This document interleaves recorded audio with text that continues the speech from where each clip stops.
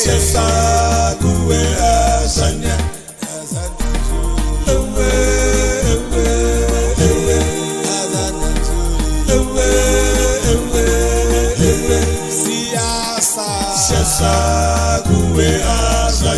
Siyasa kuwe azanya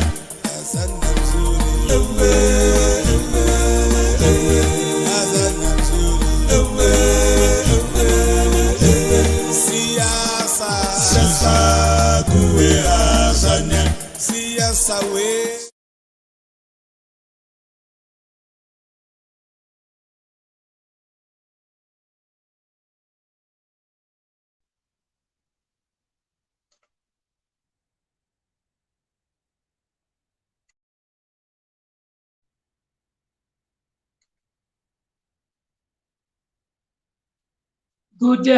Good evening, colleagues and our viewers at home. Once again, welcome to the 62nd anniversary webinar series of the Pan-Africanist Congress of ZANDI. Over 60 years ago, on the 4th, 5th, and the 6th of April 1959, this monolithic giant of an organization under the leadership of Mangaliso Robert Sobukwe was established. 62 years later, we still have this giant in our midst. At this moment, comrades and friends, I want to welcome all our guests and all our viewers who are streaming and who are watching live on Facebook and those that are watching live on YouTube and Twitter across the world, in the continent, and in occupied Tanzania. At this particular moment, I'm grateful that we're back here again for another chilling and fiery session, which is going to be discussing Pan-Africanism, the arts, and the media, some of the most important institutions in our society and in our politics. Today, colleagues and friends, we've got three great guests, and all three of them, they are great in their particular right. We've got Comrade ZANDI RADEBE, and also we've got Comrade MAKHAFULA VILAKAZI, with the Queen Mother, Comrade AFFIONG. And the biography of Comrade ZANDI RADEBE is as follows. Majority of us might know Comrade ZANDI from the Black House Collective. Yes, correctly so. She comes from that organization. Excuse me for that, colleagues. I'm just trying to pick up my thoughts and everything else. Just give me some time. But to make sure that the conversation and the series takes its second last episode, and it does that swiftly and importantly, these are some of the things that we are going to clarify. What we are going to do is we're going to open up with a poem that comes from Comrade MAKHAFULA, and immediately after that, Comrade ZANDI would be the first speaker of the day. The speakers are going to follow a 15-minute presentation. Each speaker is going to follow a 15-minute presentation. So it will be Comrade ZANDI RADEBE doing the 15 minutes, and after that, we introduce the next speaker and another poem, which the next speaker will be Africa MAKHAFULA. Immediately after that, it would be the Queen AFFIONG. And immediately after that, the comments and questions will be taken through on the basis of the presentations that the speakers would have presented to us. We are asking the viewers at home to please don't wait until the last minute to put across your comments. Even if the speaker is still on the platform, just type your questions so that it makes it easy for us to ask those questions, because some of them might be easily answerable as soon as the speaker finishes talking. Now, at this moment, colleagues and friends, viewers at home, we are asking that for the purposes of introduction, Comrade ZANDI RADEBE is a Pan-Africanist, Black consciousness activist, and a scholar. She teaches political sciences at the University of South Africa. And her research interests include Black radical thought, Pan-African thought, African philosophy, and decoloniality.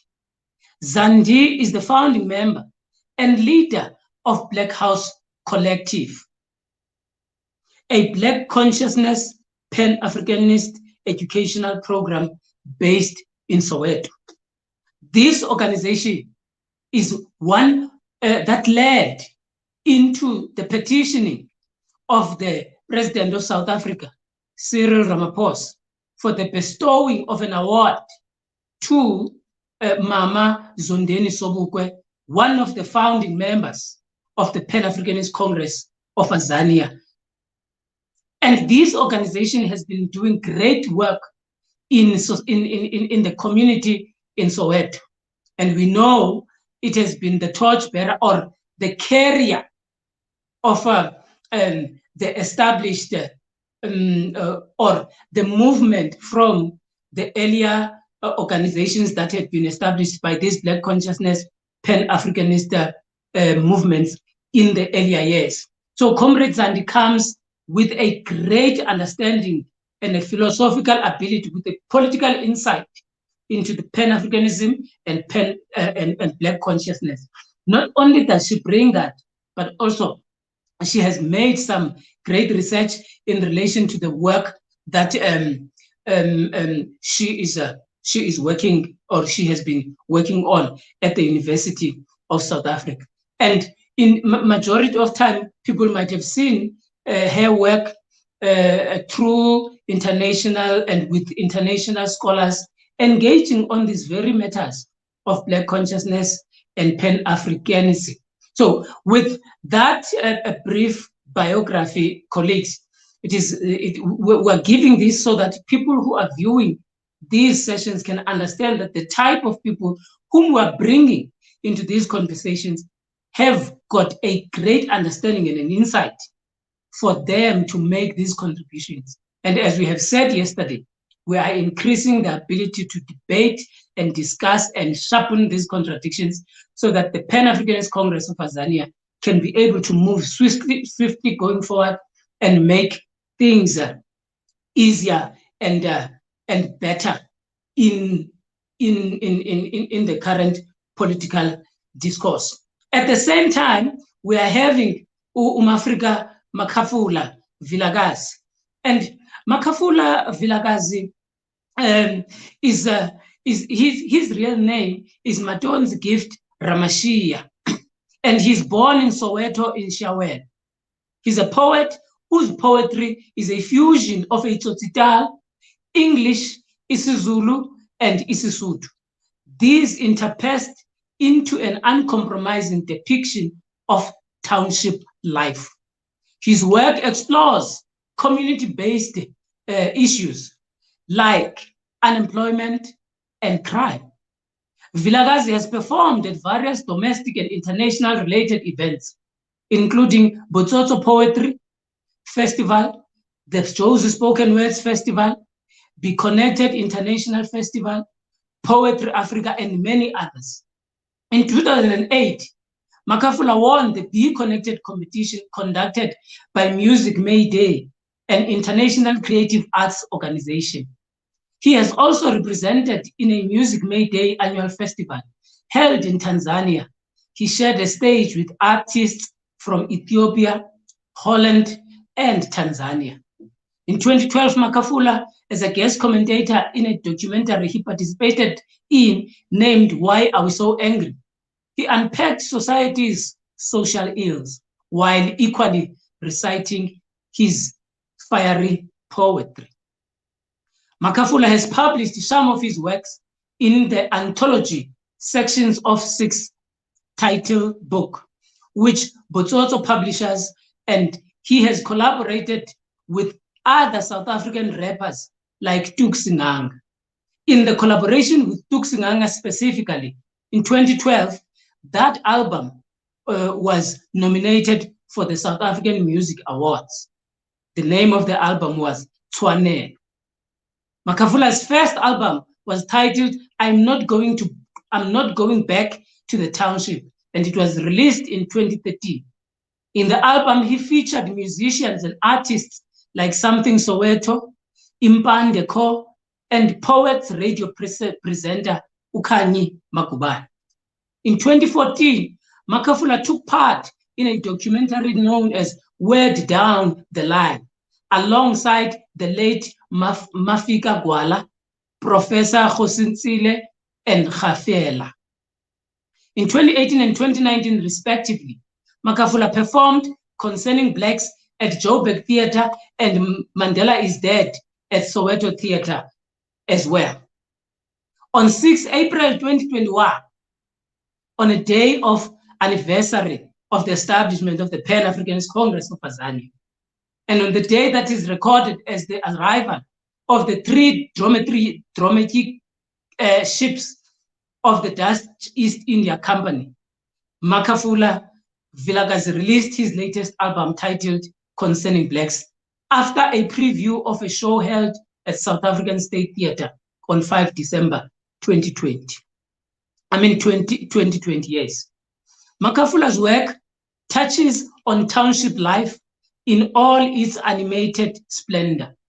MAKHAFULA VILAKAZI is a street poet with a lyrical trick up his sleeve. At this particular moment, we are going to ask our technical advisor to play for us one of MAKHAFULA's poetry, so that we get swiftly and starting this conversation. And immediately after that, we will be putting in Comrade ZANDI to start with the conversation. Welcome, everybody, and thank you for watching.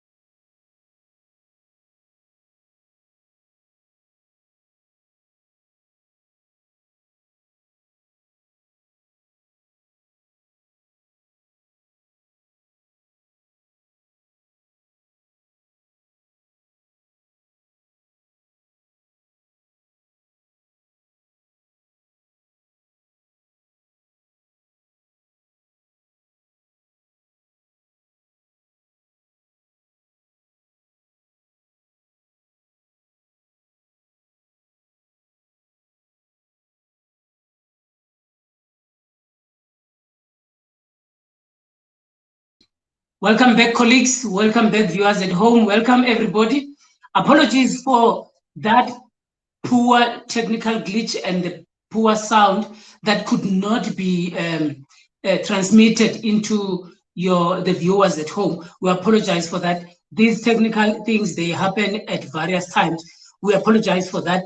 And at this particular time, colleagues, we are going to be going straight to Mafrika Zandi to engage on the issue of the media and how does the media or the South African media, the African continent media, and the world media, how does it project certain ideas? How does it project certain people? How does it project certain political orientations and so on and so forth? And this is going to link up at a later stage. You will see how we want this conversation and how it is going to link up going forward.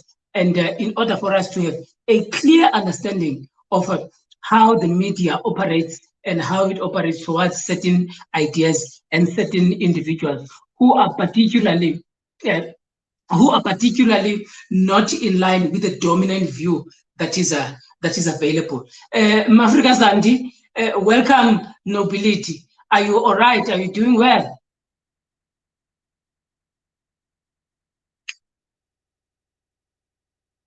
Mafrika Zandi, can you hear me?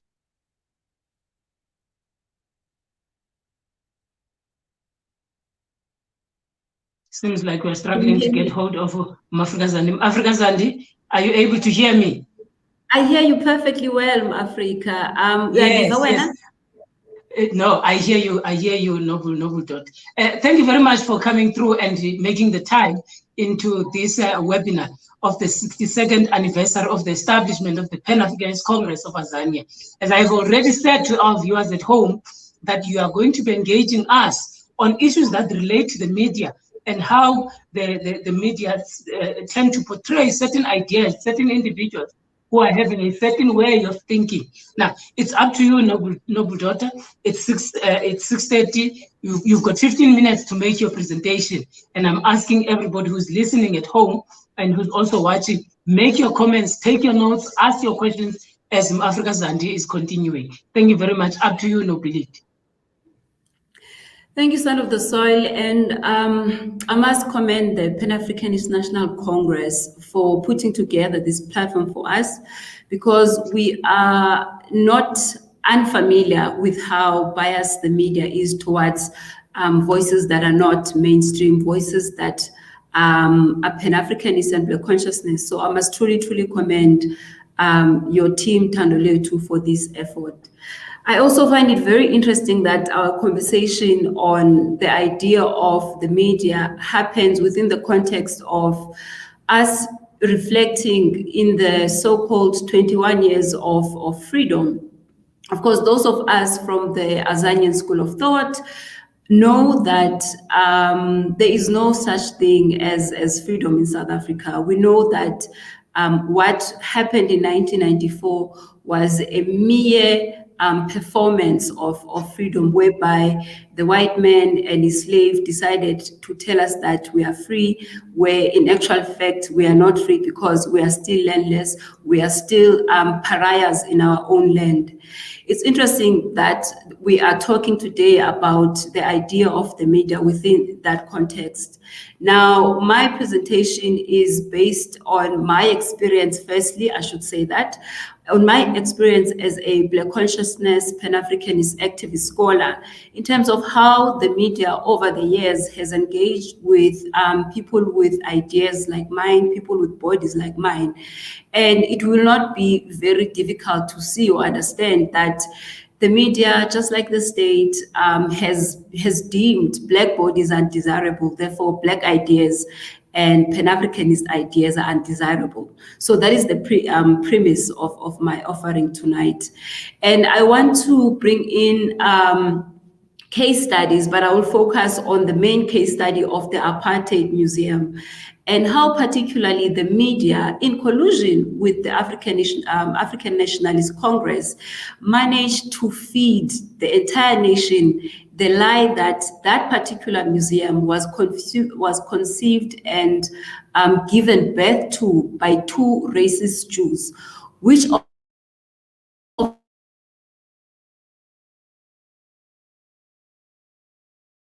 course is problematic on a number of levels. How that particular lie, which was perpetuated by the media starting in 2001 with the Sunday Times, has maintained itself, and how that lie has caused tremendous suffering on the person who's actually the originator of the Apartheid Museum. Not only him, Mr. Bramai Stenberg, but also, you know, young Black people who were working with him around the Eskiam Pahlele Institute.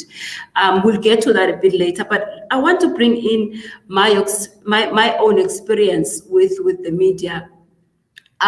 So I get into the activist scene around 2010, right, through a Black radical consciousness movement known as Black Wash.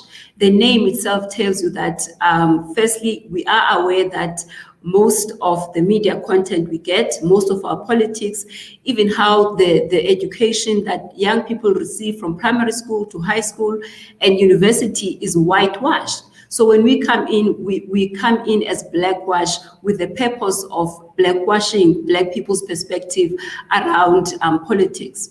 So we enter the scene around then. Of course, we find the Azanian school of thought already present, but also very silent, because while some of us were engaging in activities of the Blackwash movement, we did not know what the Pan-Africanist Congress of Azania was doing. We did not know what AZAPO was doing, because these two movements or Azanian mother bodies have been silenced in the media.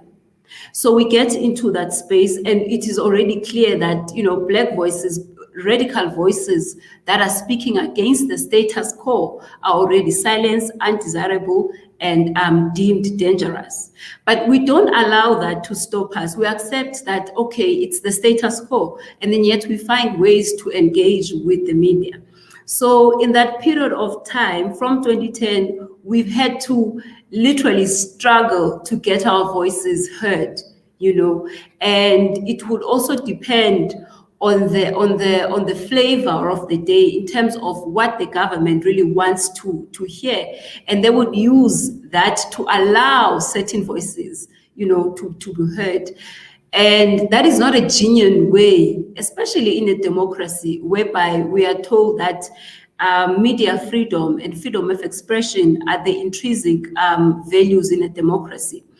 Yet the government has the final say. The state has the final say in terms of what you can say, in terms of what you can think, and in terms of what you can publish, you know, as a thinker and as an intellectual.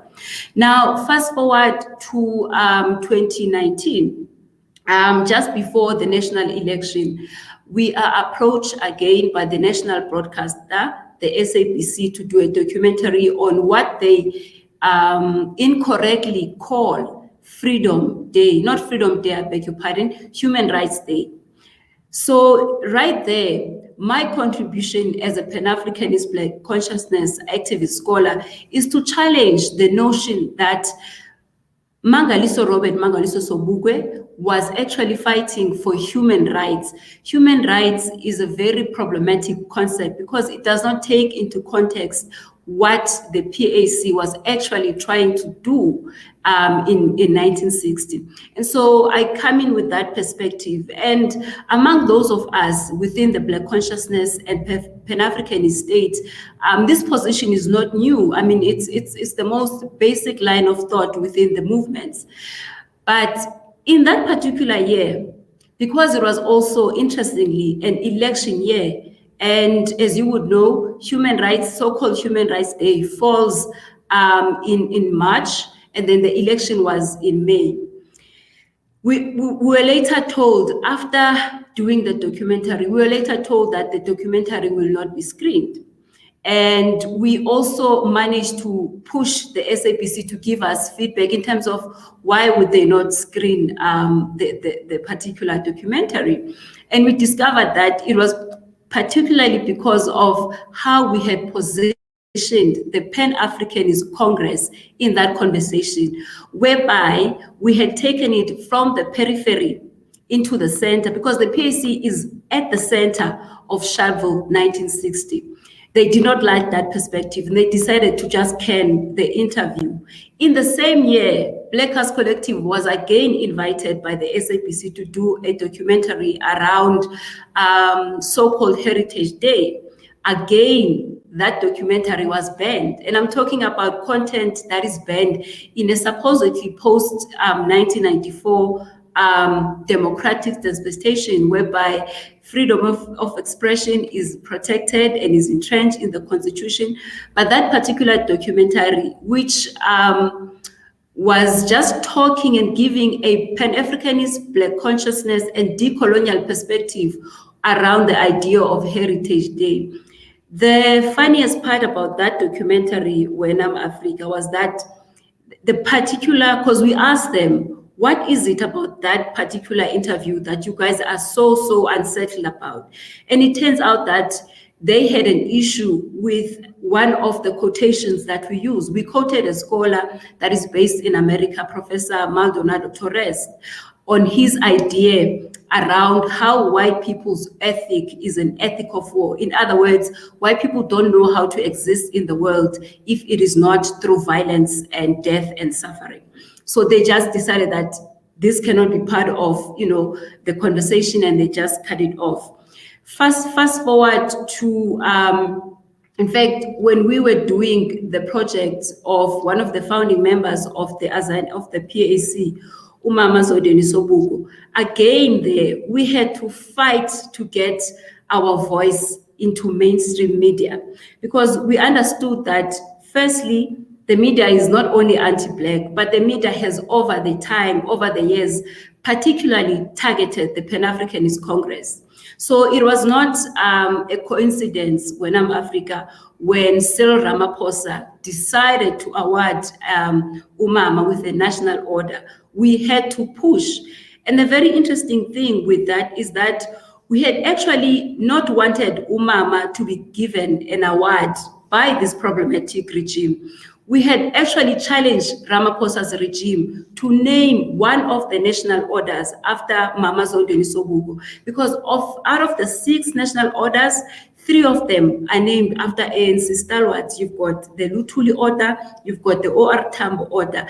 And again, that is another mechanism that the ANC uses to erase and silence the Pan-Africanist Congress, as well as the Black Consciousness Movement. But for me, one of the most interesting cases, which I also think most of us in the Pan-Africanist Congress, as well as in the Black Consciousness Movement, have fallen prey or victim to, is how the media, in collusion with the African National Congress, has given the idea that what you see when you go to Gold Reef City Casino, the museum that is known as the Apartheid Museum, is a creation of 2 white men. Now, what is very interesting for me about that particular case is that it started as far back as 2001, and it still continues to be perpetuated by the media today, and nobody is coming out to firstly apologize for the lie, and secondly, to give the correct narrative about the origins of the Apartheid Museum. The only person in South Africa, especially within the political scene, the only brave politician at the time to speak out against the Apartheid museums and how the media and the ANC has silenced the story is none other than the Honorable Litlapa Mphahlele in his 2013 SONA address. Now, in that particular SONA address, Comrade Litlapa is addressing the then president of the ANC, President Jacob Zuma, and is telling him about the corruption in the judiciary. The judiciary is corrupted by Gold Reef City Casino, Gold Reef City Casino owns the Apartheid Museum, which they stole from Mike Steinbeck. Comrade Mphahlele exposes that lie. Zuma is sitting there, the entire ANC is sitting there, the media is sitting there, yet the following day, the following year, the following years, you do not hear anyone run with that story. I don't know if Tabelo can play us a very quick clip of Eskiam Mphahlele, not Eskiam Mphahlele, Litlapa Mphahlele's clip. Is it ready, Tabelo? What rightly belongs to them is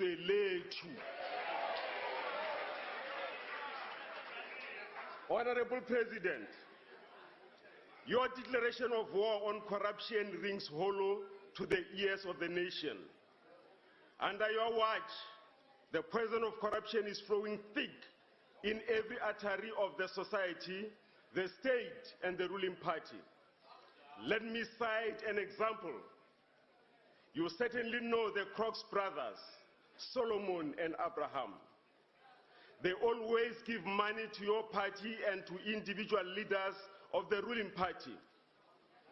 During the days of apartheid, they made their fortune by manufacturing skin whitening chemicals, which they sold as skin care products.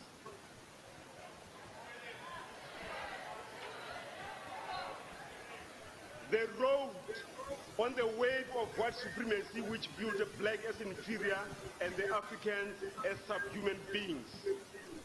The Crooks brothers, more than anyone alive today, benefited from apartheid. Presently, they parade themselves before the world as the brains behind the idea of Apartheid Museum. We all know that Apartheid Museum was originally conceived by Mike Steinbeck. They stole the concept from him, aided and abetted by the untransformed and white supremacist judiciary and the ruling party.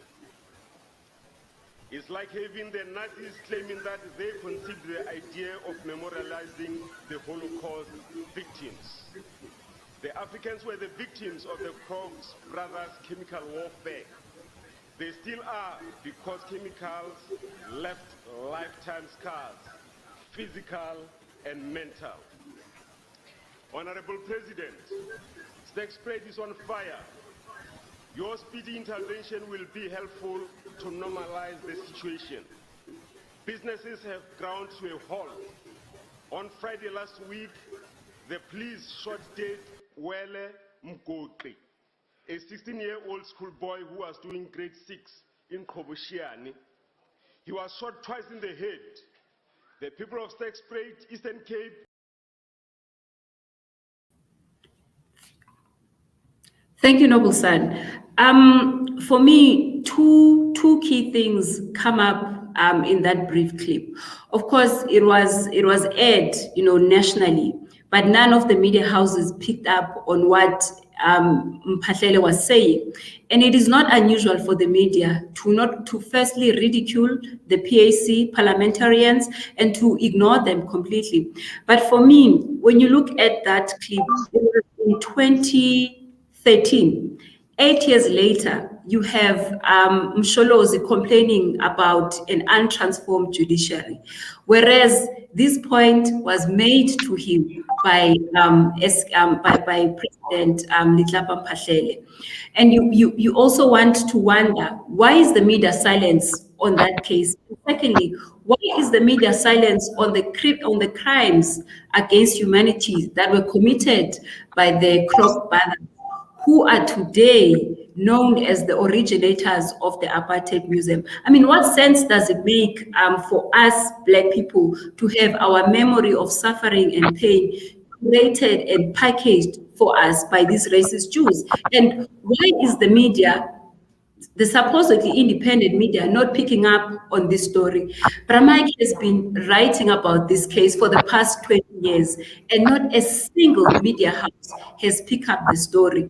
And so I just want to wrap up and with those 3 examples to show that, firstly, the media has always decided in terms of whose bodies, which bodies are capable of thinking, which bodies and which voices are capable of speaking. And unfortunately, the Black consciousness and the Pan-Africanist voices have been outside of that. And perhaps in going forward and in thinking about this idea of freedom, you might want to ask yourself, where is the freedom if we don't have an independent press?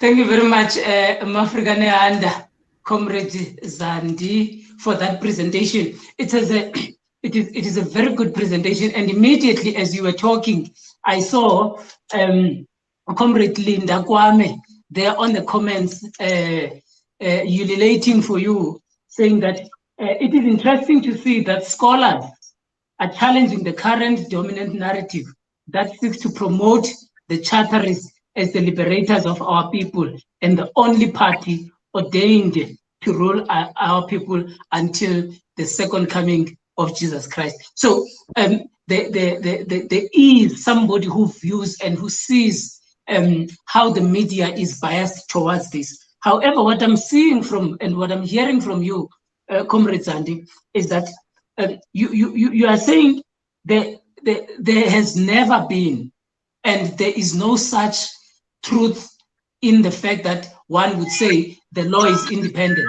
whether you call it judiciary or you call it justice system. And what would be your comment on people who are saying that the law is objective, like when the judge puts or gives you a judgment? What would be your brief comment on that particular aspect about judges or judgments being rational and objective? I think the primary problem when Africa starts with the type of education that we get. You know, lawyers are one of the most fundamentally miseducated of our students. You know, I say this as an academic, I say this as a student myself. And it at the end of the day, we produce graduates that look at the law as something that is unquestionable, as something that is sacrosanct. And when people read judgments, they don't think that the particular judge who writes that judgment is corrupt, you know. And because we don't teach the true history of what happened in South Africa when Mr. Nelson Mandela went into those clandestine meetings to engage with the oppressor, because the fact that we don't have a decolonial education today, the fact that we don't have an independent judiciary today, is linked to what happened into those clandestine meetings that were going on between the African Nationalist Congress and our oppressors. So it is not surprising, it's problematic, but it is not surprising that lawyers are so silent on the Justice for Bramike case. They are also silent on the fact that Bramike is challenging the judiciary. He's written to Muhweng is silent, even Judge Zondo is silent. So it's a continuation of you know, the silencing and the promotion of the status quo by these so-called lawyers. Okay, no, thank you, Comrade Zandi, for that. We appreciate for you with that contribution. Immediately after this, as I had mentioned, comrades, we will still take your questions after. At this particular time, the next speaker of our conversation will be Comrade Makhafula. And Africa, the viewers on Facebook are greeting everybody. Queen AFFIONG, the viewers are greeting you. Comrade Zandi, they are greeting you. Comrade VILAKAZI, the viewers at home are giving you thumbs up and open palm salute and a fist. And all of them, they are saying, keep it up, Africa. The type of work that you are doing is very important and great. Now, good evening, Comrade Makhafula. How are you doing, sir? Please unmute yourself. Can you hear me now? Yes, we can. We can. How are you doing, sir? No, I'm very well. I'm very well, my Africa man. Yes, again.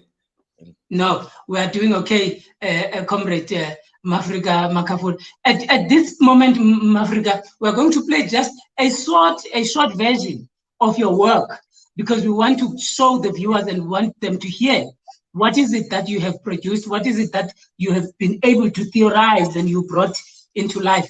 At this particular moment, let's play that short video, and so that the viewers can see Mafrika MAKHAFULA's work and hear him as well.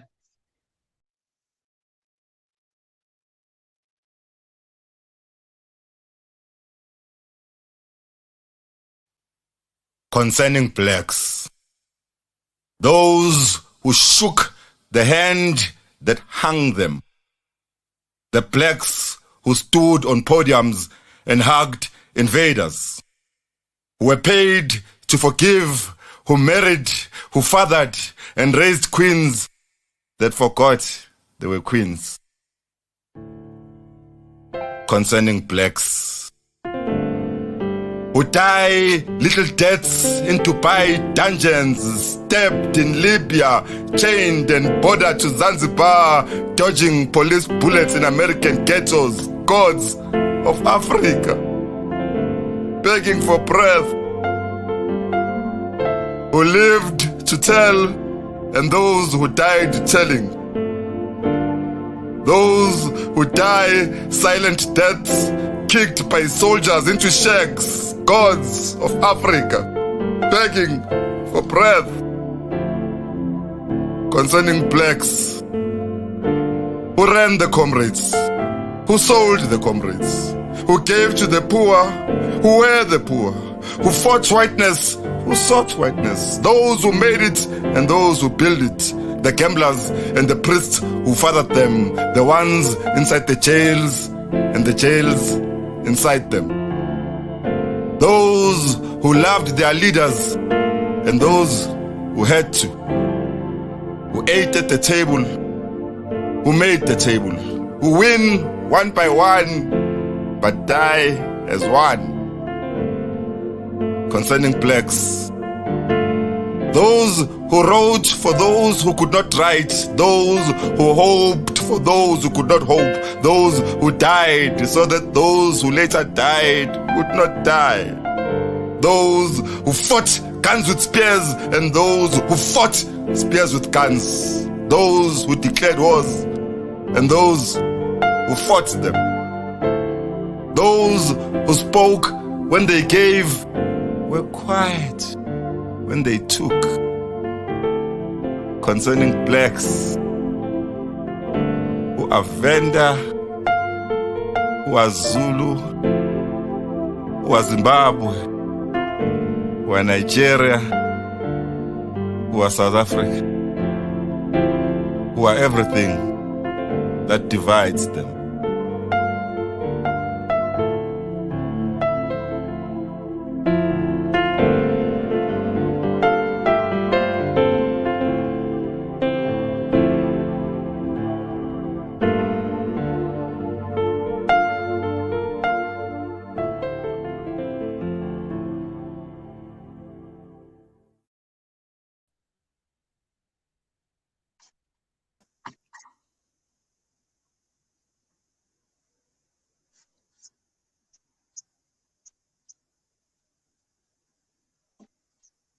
Welcome back, welcome back. And there you heard it, concerning blacks from Mafrika MAKHAFULA. And he's talking about concerning blacks. He even mentions those who ran comrades and those who sold comrades. There are those, he talks about various elements. Mafrika MAKHAFULA, your music, your poetry, your work, what influences your work? It's very much influenced by, broadly speaking, I would say the black condition. Because ngumuntu okhulele lokishini, and I don't know, like I took a conscious view to write or to do art for people who particularly are not spoken about in mainstream art. So, for instance, if people write sort of a love song or a love poem, it's always No one writes about abantu abasemalokishini, people who are homeless, abantu ababhemi ilokunja, ababhemi imboza, abaphuza ipachuchu, people who are unemployed. You know, the people who I could say sort of abaphila on the outskirts of life, basically. They don't exist, and I feel like society is comfortable not speaking about them because it then forces us to face the uncomfortable truth of what we are as a country. Yeah. Just tell us, share with us your thoughts. Some of the viewers here don't know you. They don't know your work. Probably many of them are being introduced for the first time in your work. You've got about, tell us about how you view the arts, Pan-Africanism, and the influence of the media on yourself. I give you 12 minutes. Let's go for it.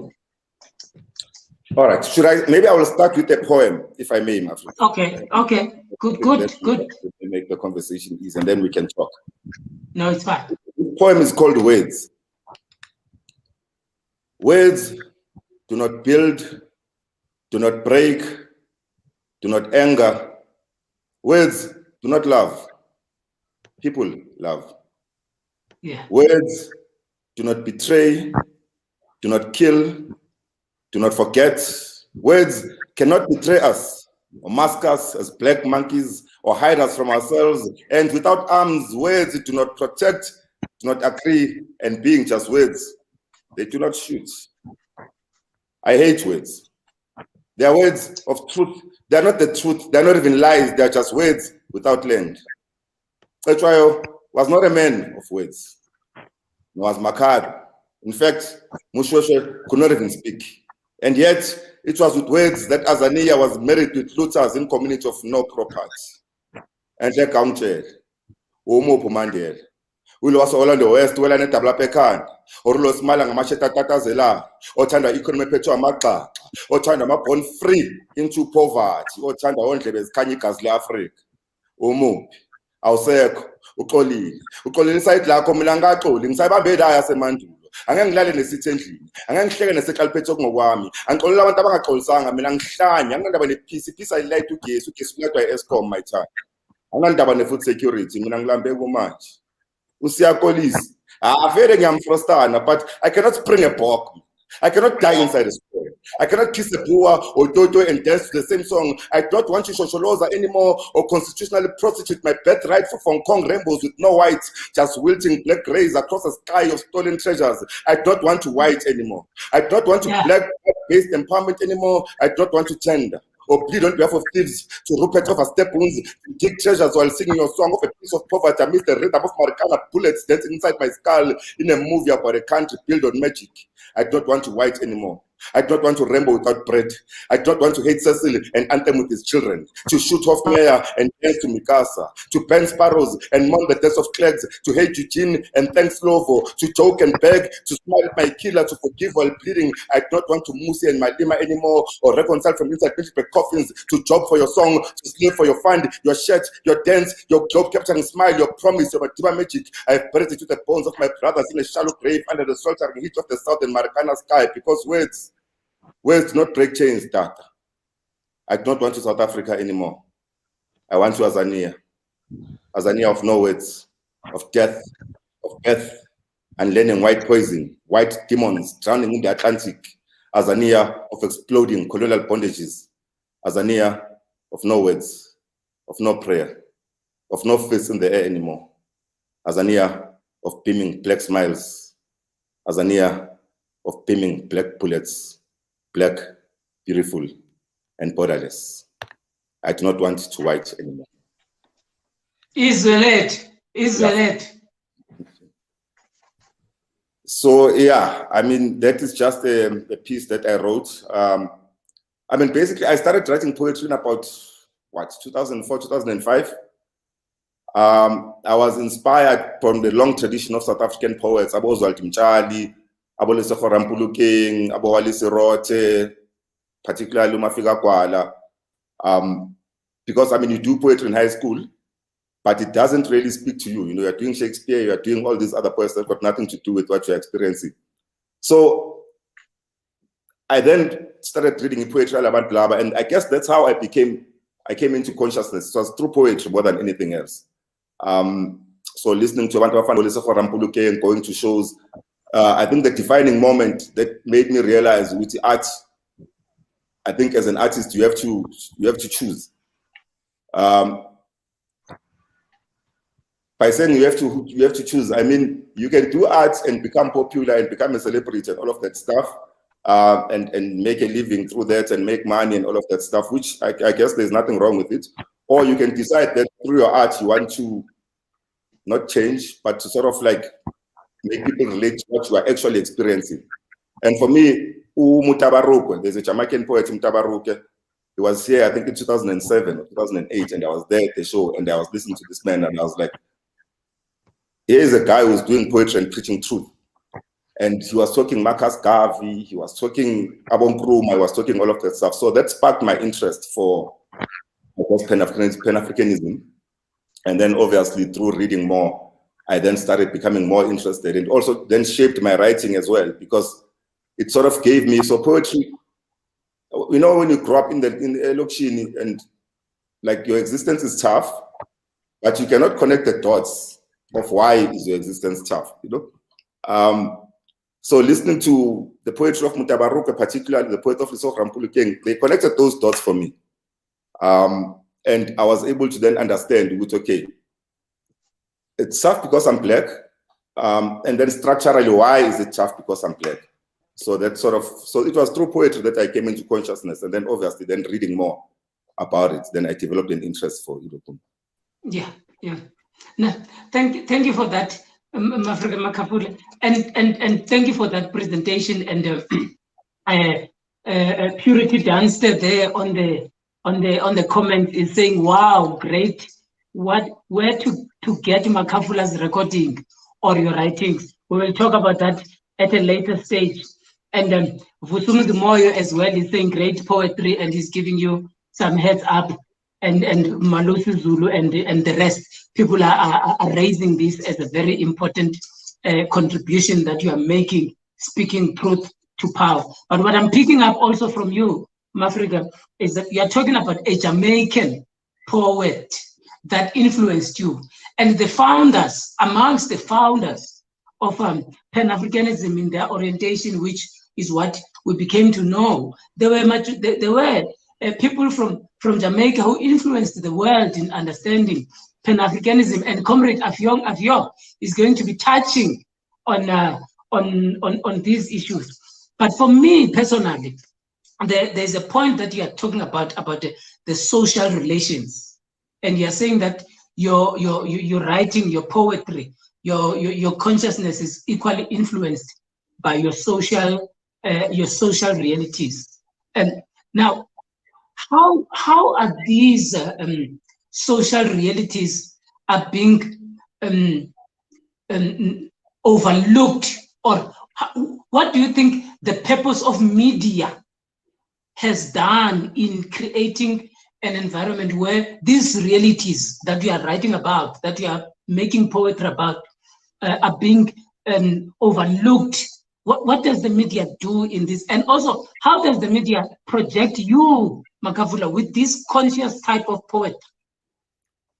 Yeah, I mean, that's a very, very good question. Yeah, so the way I look at it, in media, so there are people, there's a certain power relations in society in the world, right? And we know that there's Western imperialist forces who basically rule the world. And the media is owned by those people. I don't think we can run away from that fact. And their sole job and their sole purpose is to push a narrative that reinforces those structural inequalities. So anything that challenges that is something that they're not going to give much airplay, if I may use the word, or attention, or even if they do, they'll always kind of view it in a negative way and say it's controversial, it's this and that. I mean, there's nothing controversial about the fact that you live in a colonialist society. But once the writer, a singer, starts saying that, they say this is controversial, and then they don't, that singer will probably not get played on radio, they'll probably not be invited to television. So the media, for me, the way I see it in its current state, it's there to reinforce the structures of inequality that exist in society. It's there to reinforce colonialism and white supremacy. So that's their role as far as I'm concerned. And for my art particularly, I don't try to appeal to the mainstream media in order to reach abantu, because they are also a barrier between the artists and the people, the way I see it as well. So I think you can access abantu directly, and that's what I try to do in how I kind of market my work, and in how I kind of like perform and push Ispansam. No, that is a very good approach, and what you are saying here is that this is one of the reasons why we said at the Pan-Africanist Congress of Tanzania, because yesterday we've heard that the PAC is the masses and the masses are the PAC, and we are saying to the masses, which are the PAC, and the PAC, which is the masses, here is your son, here is your child, here is Africa MAKHAFULA is doing great work and doing great things. Therefore, the masses must embrace you going forward, because the mainstream media will not and is not going to do that, as Africa ZANDI has said. Let us move quickly, Comrade MAKHAFULA, to the next speaker that we are going to be engaging on. We will be talking to Queen AFFIONG. Queen AFFIONG is a Pan-Africanist. It's a known Pan-Africanist, a political analyst and a political scientist. She is an attorney in her own right, and a public intellectual, a historian, and also a content creator. She studied at the University of Lagos in Nigeria, in the University of Ibadan as well. She moves in between the Nigeria, London, and the United States. Queen Mother AFFIONG has established an AFFIONG TV, where she seeks to provide a global African worldview of the news with a cutting-edge analysis on politics, history, culture, and society. At this particular moment, let us welcome the Queen, and she is only going to be on her audio. We apologize for that. Queen AFFIONG, good afternoon. How are you doing? Let's see. I'm fine. Can you hear me? Yes, we can. Yes, we can. Oh, excellent. It's such a challenge from here, yes. And I was just trying to be on two devices so that if, I go off on one, I can still continue talking. Anyway, let me start, by greeting everybody, who's listening, all the global Africans out there. It's really wonderful to be able to connect, like this. And I hope that, we can concretize things and do this, more often and actually take things to another level. I've been listening, to the speakers, and, the brother that just spoke before, the poet, oh my goodness, that's so powerful. Yeah. That's just something else. I was getting goose pimples. And, that's the kind of poetry that, causes you to go and rebel, and somewhere. So that's very, that's troublesome poetry. And of course, my powerful warrior sister, Zandi, it was nice, listening to you. I'm going to speak about media, media. And by the way, if I start to fluctuate, just let me know, because I won't know on my side. Problem. Yeah. No problem. So I think that it's about time we not stop, but, move beyond the critique of their media and actually begin to implement our own media. You see, because we've got to be able to do something, we've got to be able to replace, these criminal entities, of CNN, BBC, and all these people in our people's lives, and actually have our own, indigenous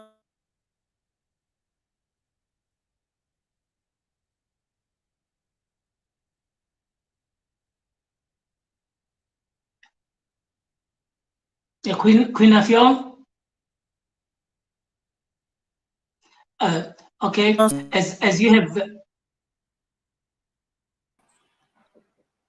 Yeah. Okay. You are beginning to fluctuate, but you can start okay, from the indigenous. Yes. So I'm saying we need to have our own media, our own media, so that we have our own reference points. We have places and spaces that our people are.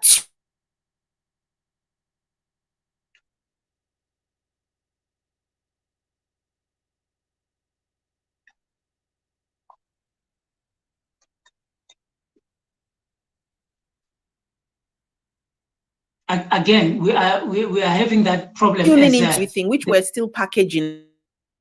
So yes, to broadcast publicly and continuously.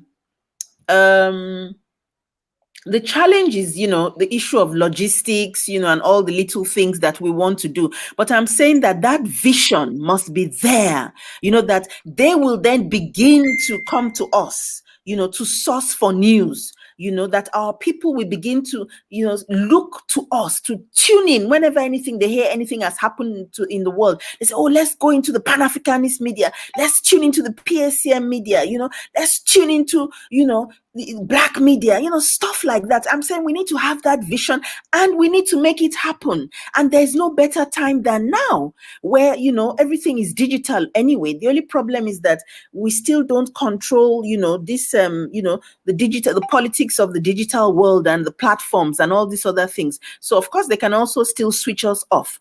But, we're going to have to move into that, into that level so that we're not discussing them. They become irrelevant, in our lives. Now, the other thing is, if you think about it, CNN, for example, just started as, one person in Atlanta, saying to different people in different parts of the world, listen, if you have your camera and you send us anything, just be a stringer, and send in your news locally from where you are, we'll put it on our platform.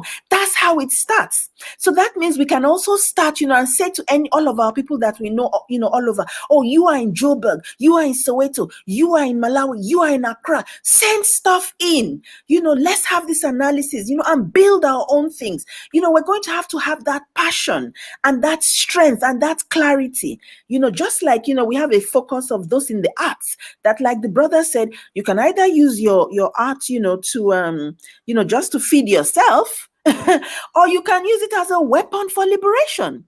Yeah.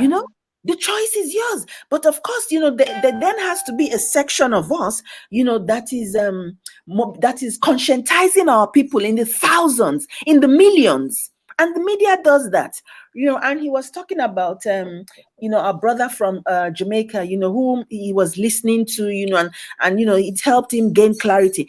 He's been on that path for years, doing his work, not letting anything distract him.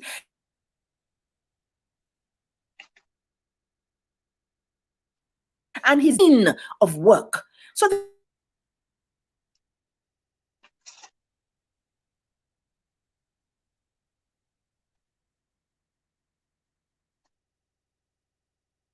let me see if I can switch. When it's back, please let me know. Yeah, we're back. We're back now. You can continue. Yes. Okay. Yes. For us to decide that this particular line, this is going to be my line of work, and I'm going to become an expert, in this stream of work. I'm going to focus and really develop this. The other thing, and it's not for today's discussion.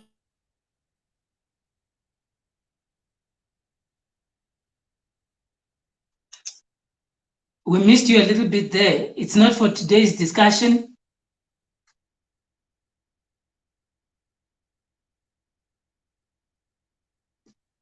But even they don't have to be full-fledged school.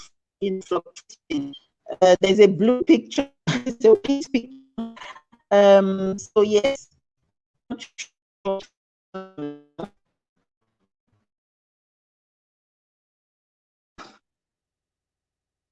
We seem to be struggling again with an internet connection there. As viewers, you would understand that Comrade AFFIONG has already mentioned that there's an unstable and unstable connection, but we are getting some great insights in what you are saying.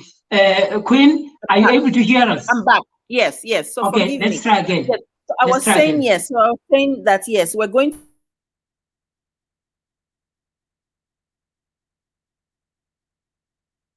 We've lost you again.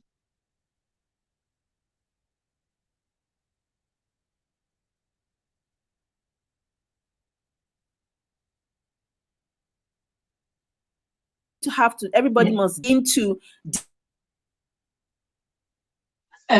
Queen, can you just settle a little bit? We'll come back and you'll finish that thought process. Just hold on there, and then you will finish that thought process just so that we try and find a better position for your network connection.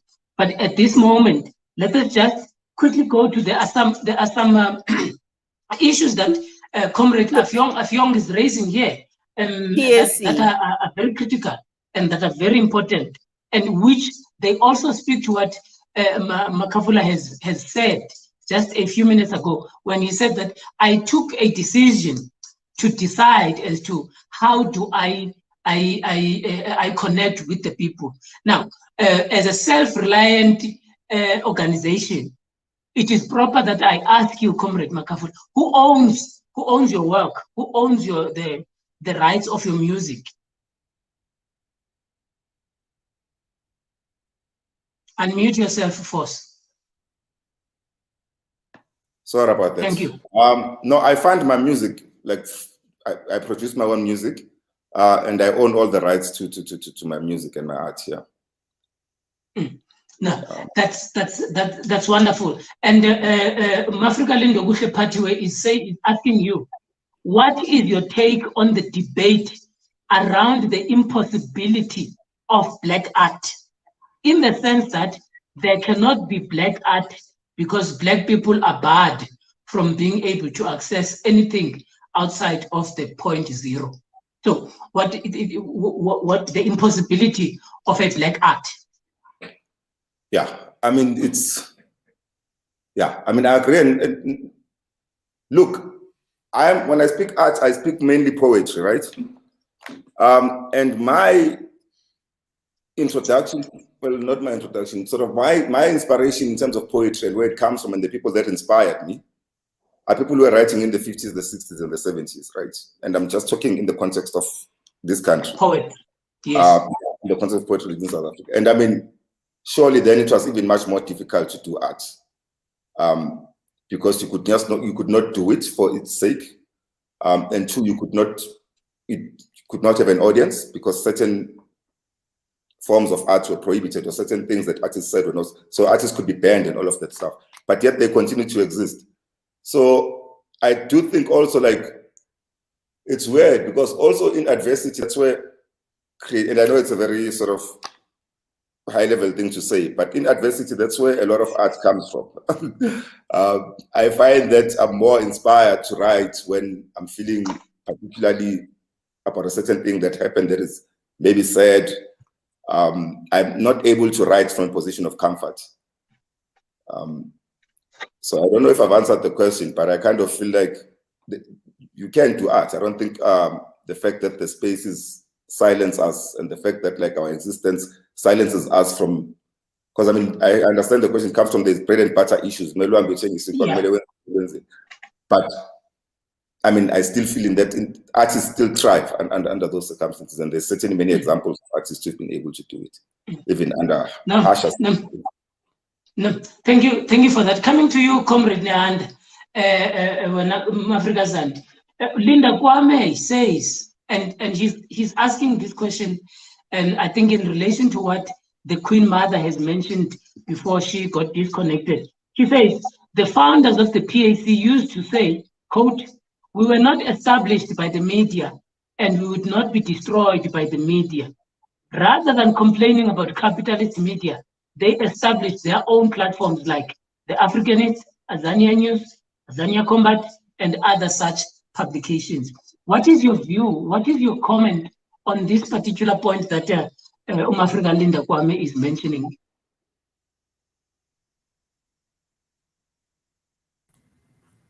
No, I completely agree, and hence I opened with words of encouragement to the PAC for establishing this particular platform, because 2 years ago we didn't have this. And Sobukwe himself said that we're not made by the media, and therefore we cannot be destroyed by the media. And I think it's always been within the Azanian tradition to produce, our own alternative media. The Black Consciousness Movement was founded through SASO, and SASO has a newsletter. Those newsletters are serving as an archive for us today. So you can imagine if we just rely on the mainstream media for our stories, how, the future for Black people will be erased completely. So I do agree. It's something that we should be doing for a very long time. And Comrade Zandi, the Queen Mother is talking about, and I think she rectified herself because at that particular time, I think there was no available word that she could use. And she mentioned something like, we should stop complaining about the media. Were you complaining about that, or were you just pointing in, or you were making an analysis of what the media does? The unfortunate part when I'm Africa is that we live in a context where the media or the powers that be determine our every aspect of our lives. They determine what we think, what we eat, the food we wear, and who we like and don't like. And they get to us through the media. In my own house, I've never owned a television because I know the danger of that device. But ordinary South Africans get information from, the television and the newspapers. And therefore, when we think about designing or coming up with an alternative, we should also think of creative ways of engaging the media, because at the end of the day, the media belongs to the people. Whether the powers that be decide to distort it should not discourage us from combating the media and pushing our stories, because I don't think South Africans today would know the name Zondeni Sobukwe if it was not for the work that the Black House Collective and the Pan-Africanist Congress did. And what we did there was to feed and push Mama Zondeni's narrative to the media. And we did not entirely do it such that we depended on them. We continued with our programs. We are still writing Mama Zondeni Sobukwe into history. But at the same time, I'm trying to say, while we are creating our alternative platforms, we need not to shy away from engaging mainstream media and exposing them for what they are, really. Yeah. Thank you very much, Comrade Zand. The Queen Mother is back, so we want her to finish that thought process that she was engaging on, because it is important. Queen Affiong, continue from where you left. Okay, can you hear me? Yes, we can. Oh, excellent. Okay.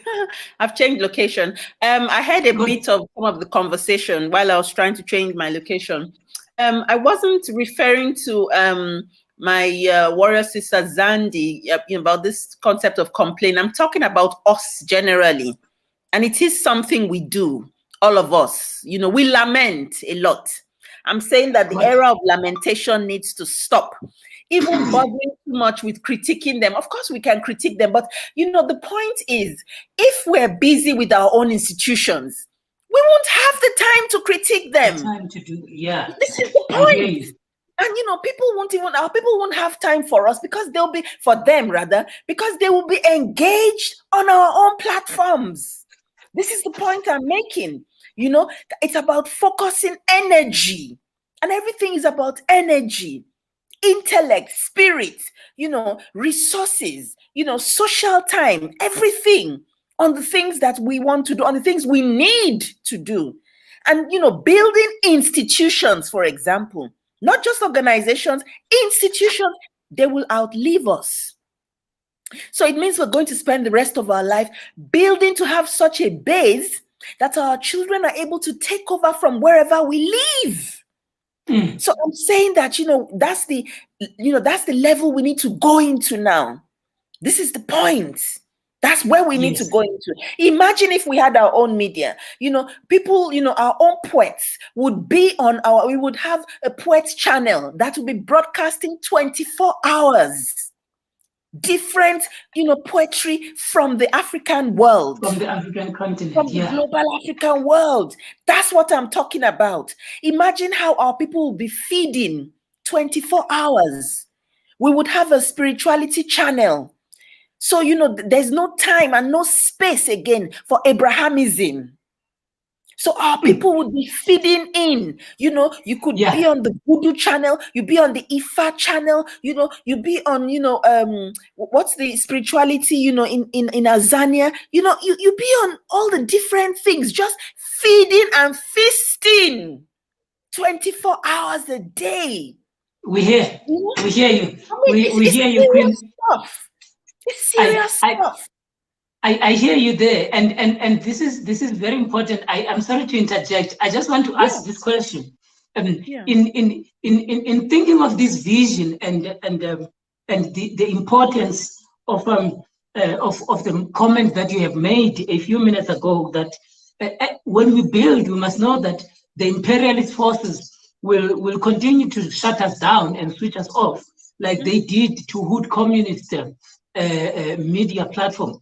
But what is the importance of unity of thought and unity of these particular organizations when they are developing these types of institutions? What is the importance of that particular way of thinking, unity? Well, it's first the question, that where does our loyalty lie?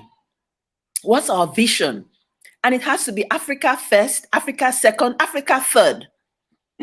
That's where we start from. So those who still feel, well, actually, my faith, is move to another side, step aside for a minute, just for a minute. Those of us who are on the same page of total sovereignty for Africa, that's who you start with. So you don't have to unify with 2 million people at the same time. No. Start with 2 and move to 20 and 50 and 100 and 1,000. When our people see that you are consistent, that you are powerful, that you are unshakable, that your conviction is as unmanageable as the ocean, that you cannot be, overwhelmed, you will see our people coming in their millions. Yeah. Huh? This is it. So it's about starting. So we need to start somewhere. We need to start somewhere. With like minds. Just a few. Start. We hear you, Queen. We hear you, Queen. And this is where organizations like the Black House Collective become very important, because they have started somewhere. And there's a question that was asked by Hugh on Facebook. He asked that how would people join organizations like Black Wash and Black House Collective and so on and so forth? I think that question is for you, Comrade ZANDI. But also the second question that comes in is saying Mike Steinberg was regurgitating apartheid nationalist parties' propaganda.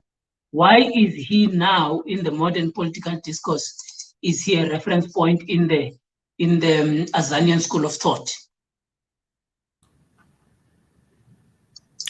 Thank you, Noble San, for those 2 questions. Let me start with the second question. I saw the question and I realized that it comes from the Pan-Africanist Congress of Azania, which is quite interesting. Yes. I think that the person raising the question, or whoever is in charge of the charge, is grossly misformed. Mike Steinberg did work for the SABC in his earlier days, but at the same time, the question for me becomes, does it then mean that when he is violated by white supremacists, we must then keep quiet? When Mike is able to show us the criminality in the law, the very same law that is used against me and against you, must we be silenced? When Mike's story of the Apartheid Museum is able to expose the corruption in the media, should we now be silenced? I think I take the position of the president, Eskia Litlapa Mphahlele, when he says that through the Apartheid Museum, we are able to see how the white supremacist judiciary has continued in the 1994 dispensation. This is why you are able to see a person who was working with the SAPC in the past is suffering in the present because nothing has changed for us. The second question for me is a very difficult one, and is a conversation that we've been having in the Black House, the idea of joining movements. And it's particularly linked to why I have not particularly joined any movement in terms of both the PAC or IAZAPO. I think when people want to do things, then you join movements. You don't join movements because you see ZANDI on TV and you like what they say. You join movements on conviction. And you join movements because you want to see yourself do something in the movement. I cannot say if people want to join Black House, they must contact me. And I've done that in the past. It has not worked. I'm not Balega when we start rolling up our sleeves. So for us, you only bring conviction and a love for Black people. Black love is one of the basic principles from which you can join the Black House Collective.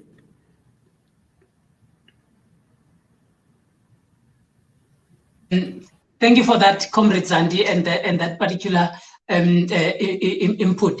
And you see what you are saying links up again to how and the movement sometimes is not normally an organization, but it's a people who think alike, who've got the same vision, as the Queen has mentioned earlier.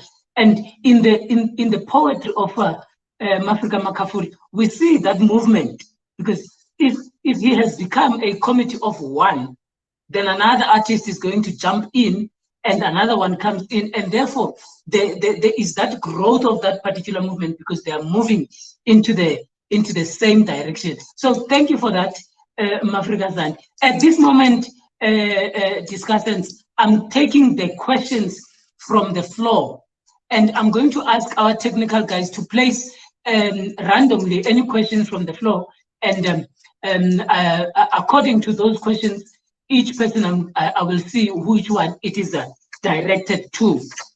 Can we start with the first question that is available there? There is one that is coming from Koliswa Fanas Ngwenya. He says, Makhafula, how is your working process? As a person who doesn't write from a place of comfort and probably don't live through iskatulo esbovu, how do you conduct your research prior to your writing work? As a recent married man, do you still hang out a Kobe and listen to these stories, or you rely more on memory? That's for you, Comrade Makhafula.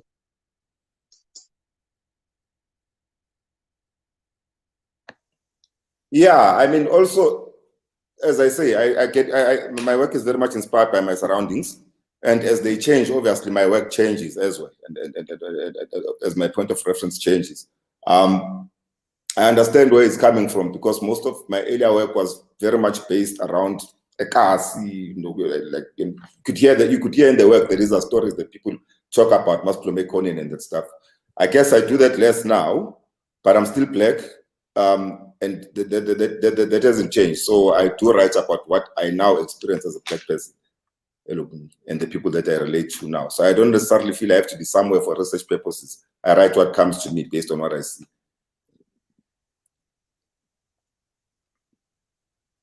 Thank you, Comrade Makhafula, for answering that question. And next question is coming from. We are going to be taking questions. Let's take the next question that is available for answering. Maskola Mlandu was asking a question to Africa Lindokuhle. He was asking, by point of zero, what do you mean, Mafrika? I'm not sure if we understand that, because the person who was speaking about point of zero, it was Lindokuhle Patiwe, and it was not in our discussion. So maybe Africa Lindokuhle can respond to that question, or it can be clarified better. Can we take the next question that comes to the discussants, or the comment that is coming to the discussants, please? Mushompegi Mpahlele says, why are we Pan-Africanists unable to create a Pan-Africanist inclined institution of learning or colleges? Queen AFFIONG, can you take this question? Yes, that why are we unable to create a Pan-Africanist inclined institution of learner? Yeah, that's true. And I mentioned a bit about that, the question of education. I think there's a proverb, I think it's supposed to be Japanese or something, says something about if you want to build for 1 year, do something, for 10 years, do something. It says, but if you want to build for 100 years, build schools. I've forgotten what the analogy is. If you want to build for 1 year, I think is it plant trees, and for 10 years, plant rice or something. And then for 100 years.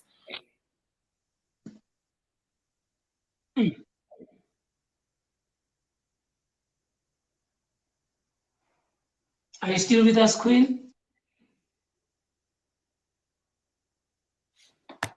Okay, we seem to have lost Comrade AFFIONG there because of that network. The next one is coming from Moses. Do the same thing.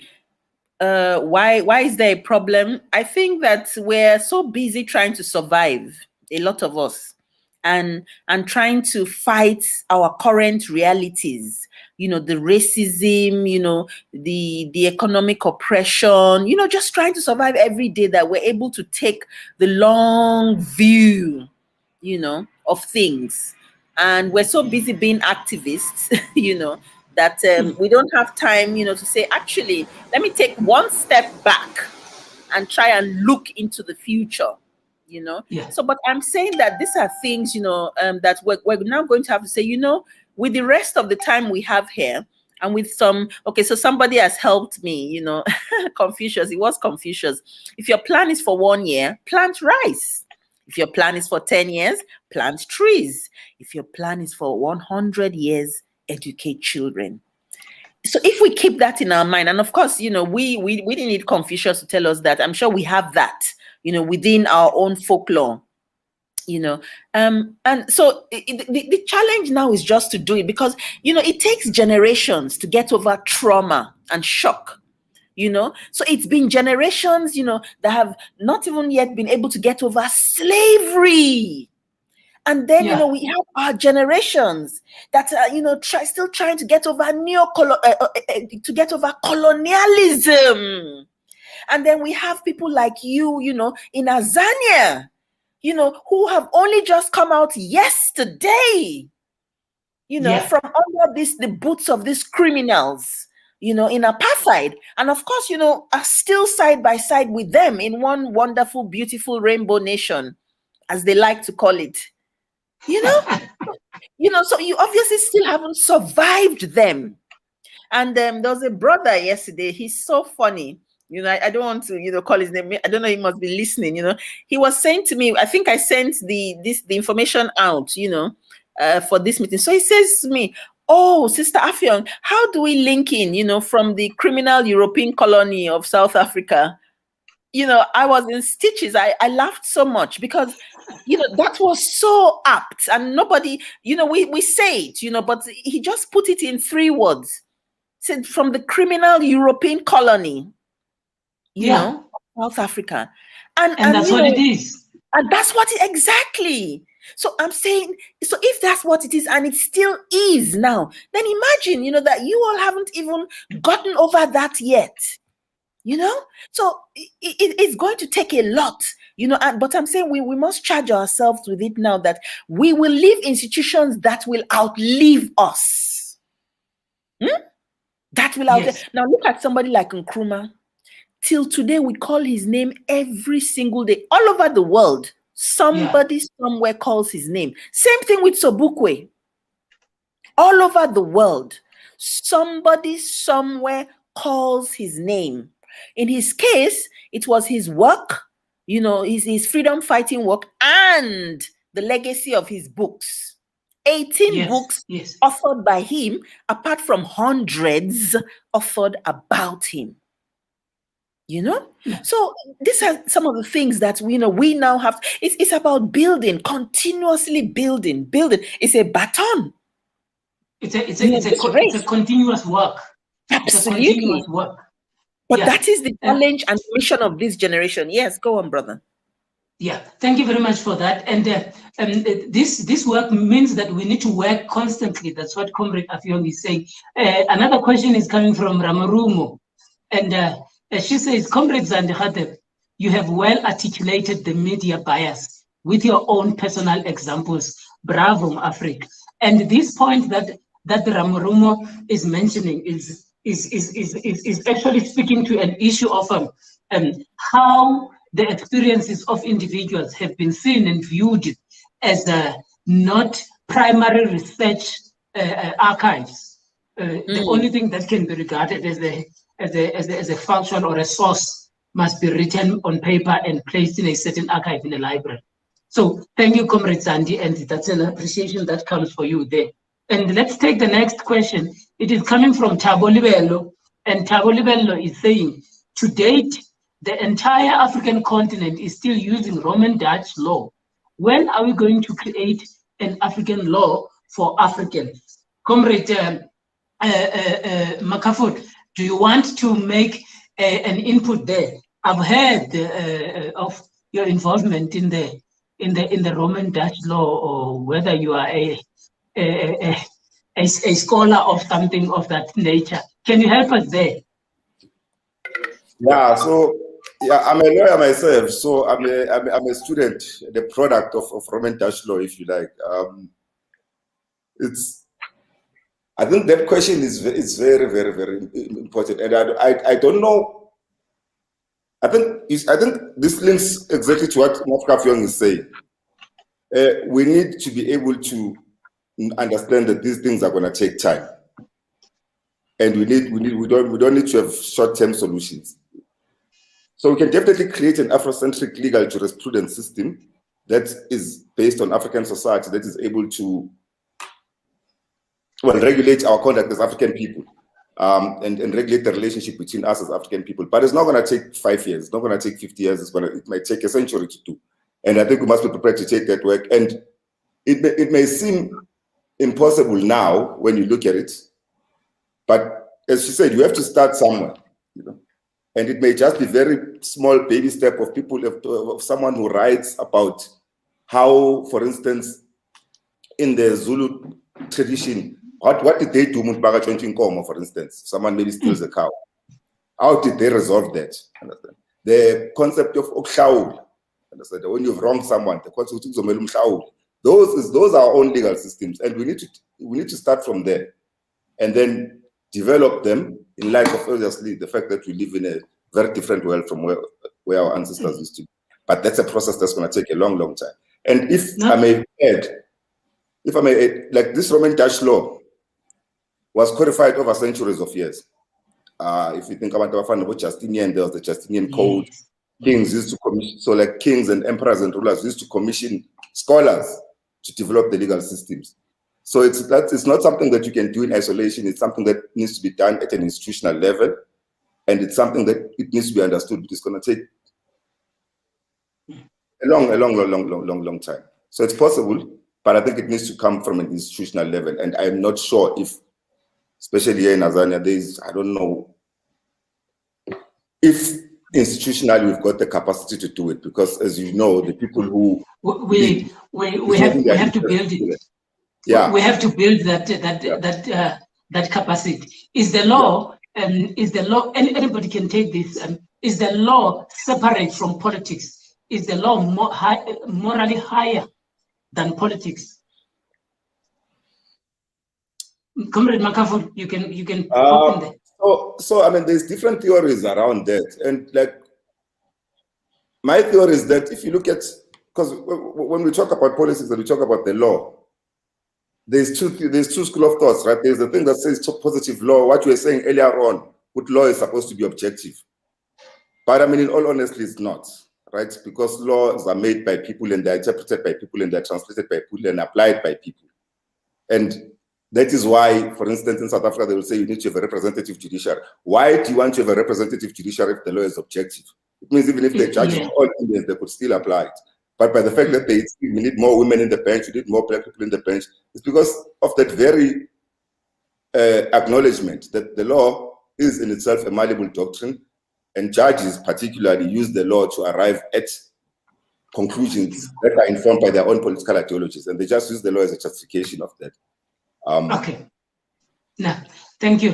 Thank you very much for that. Comrade Nehanda, did you have something to add on that?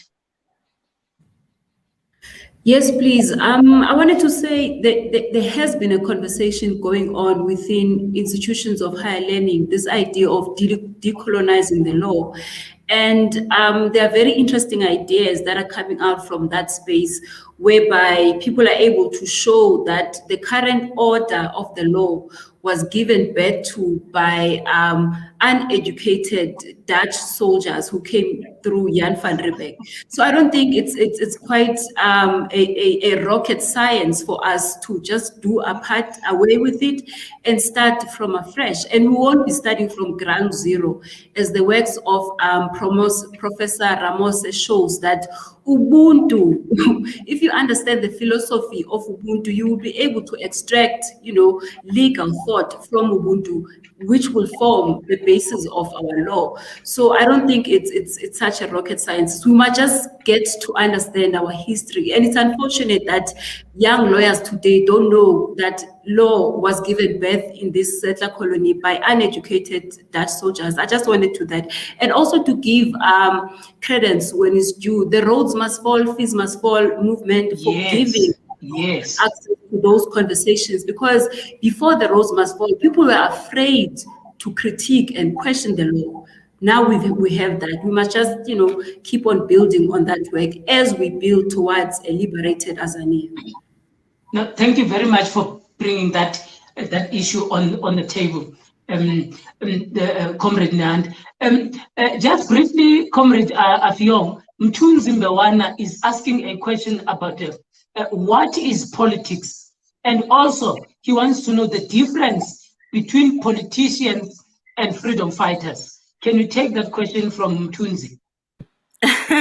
Well, I mean, it's interesting, what is politics? I went into, I studied, one of the things I studied was politics and government, and went into school, the first day in university, teenagers, and they said, what is politics? And all of us were putting up our hands. Politics is when you have an election and, you do this, the whole mind was focused on elections. And after the lecturer allowed everybody to define politics, he said, no. He said, politics is the process of the determination of resources.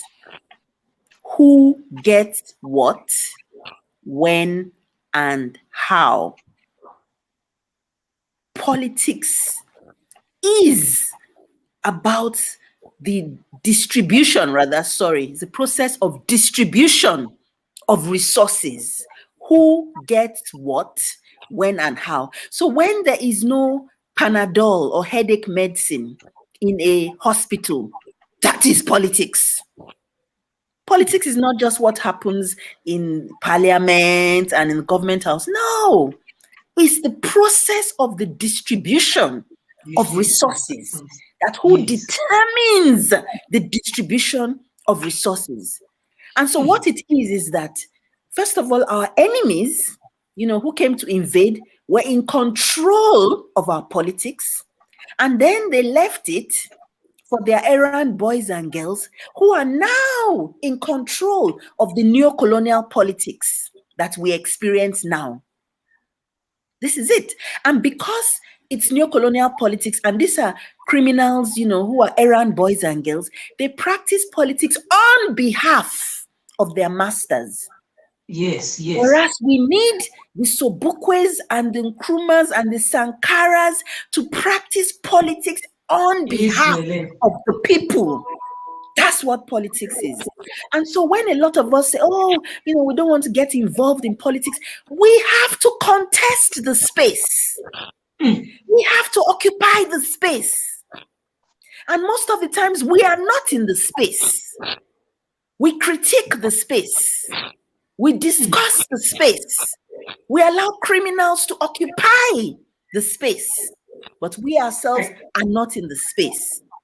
So what was the question about what's the difference between politicians and who? What's the Thank you, difference Queen, between for that. You are clarifying something that is very important. One of the poems of Makhafula refers to these things as these people as criminals or selling out. And you remind me of Comrade Samia Nkrumah. In one of the sessions that we had in Ghana, she made mention that we must never run away and shy away from these institutions because they are part of our daily living. However, we must understand what is their purpose. And I'm going to take one more question. And then out of that one more question, I'm going to then allow Comrade AFFIONG to make her closing remarks for a few minutes, 2 minutes or so. And after that, we're then going to ask Comrade Makhafula to make his closing remarks. And before Comrade Zandi, there's a clip that Comrade Zandi wants to refer to about Mama Sobukwe's funeral. We will play that immediately after Comrade Makhafula's closing remarks, and then Comrade Zandi will do the closing remarks, and then we do the consolidation of the entire session so that we can be closed by 8 o'clock. Queen Mother AFFIONG, your closing remarks on the discussion, knowing that this year and this month is the 62nd anniversary of the existence of the Pan-Africanist Congress of ZANDI. Up to you, Mama, for the closing remarks.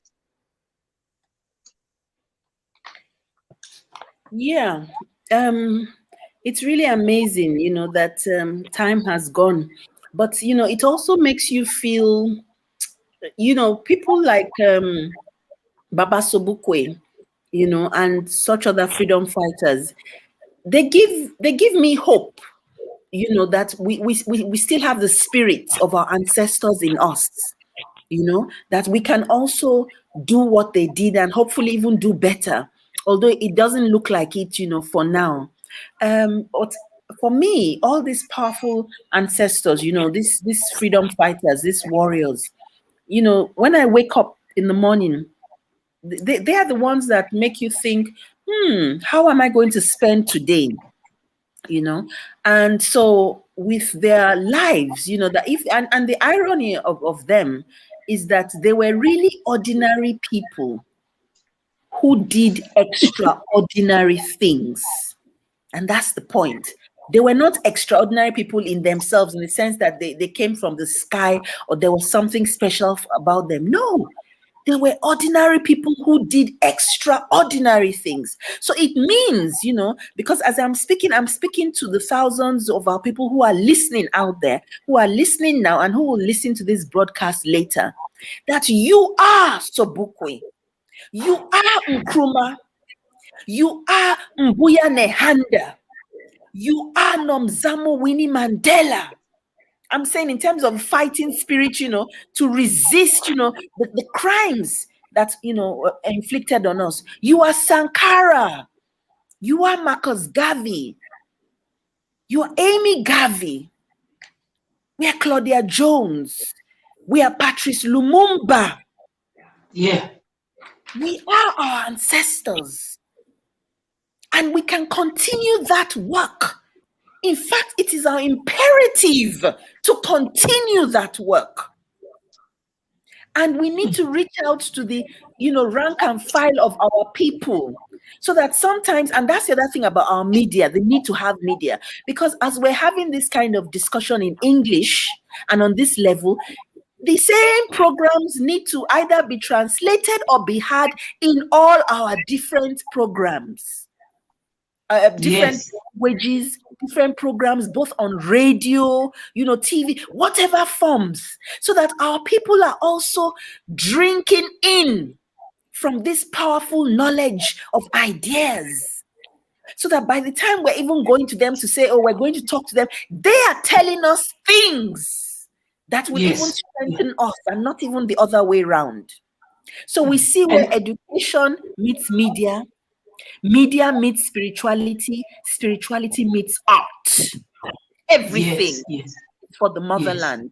Let me leave it now, you know. And are you able to, just before you get off, here is Mr. Vundla's question. I think it links to what you just said earlier. Are we leaving the masses behind as we intellectualize if we are intellectualizing according to this question. No, but you see, the thing, and can I just say that for everybody who's asking a question, and for everybody who asks questions when activists or organizers put things together, people also need to, all of us, we need to ask ourselves the same question. Because there's nothing special about ZANDI RADEBE. Nothing. She's just somebody, a sister, who has decided to step up and step out. Nobody sent her to do this work. Nobody's paying her to do the work. Nobody's employing her to do the work. Yes. So I'm saying, you know, that the same thing applies to each and every one of us listening. Yes. Are we in organizations? And are we involved in the struggle? Are we engaged in the struggle? One way or the other?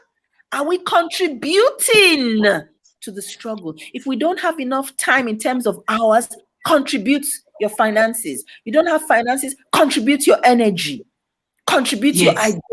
But one way or the other, you must be engaged. This is not. You must be join an organization. That's right. What Mama AFFIONG is saying. This is not ZANDI's work, and it's not her father's work either. Belongs to all of us. All of us. Thank you for that, Mama AFFIONG. Mama AFFIONG says, join the organization. Just before we give Mafrika ZANDI's closing remarks, there's a clip that she wants to close off with, and it is important in the aspect of the media and how she was presenting the aspects and the biasness of the media. Can we just put that clip on so that we can give a good segue to Comrade ZANDI's closing remarks?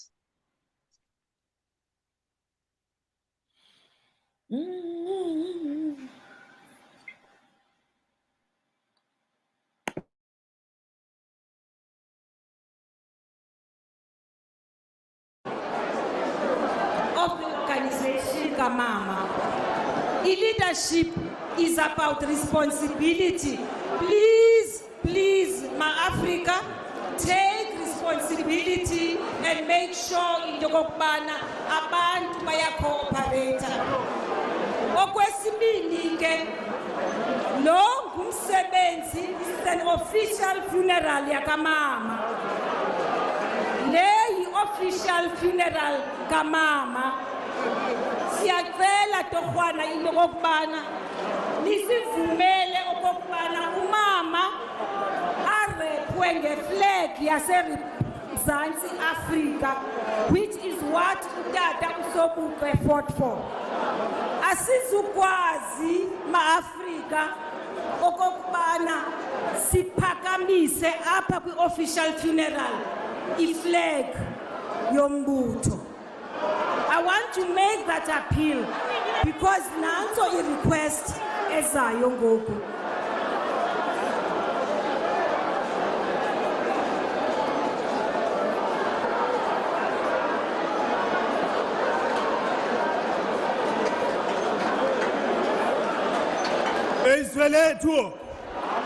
Eisoletu, Africa, comrades. Can I have your attention, members of the party, please? High discipline, high moral.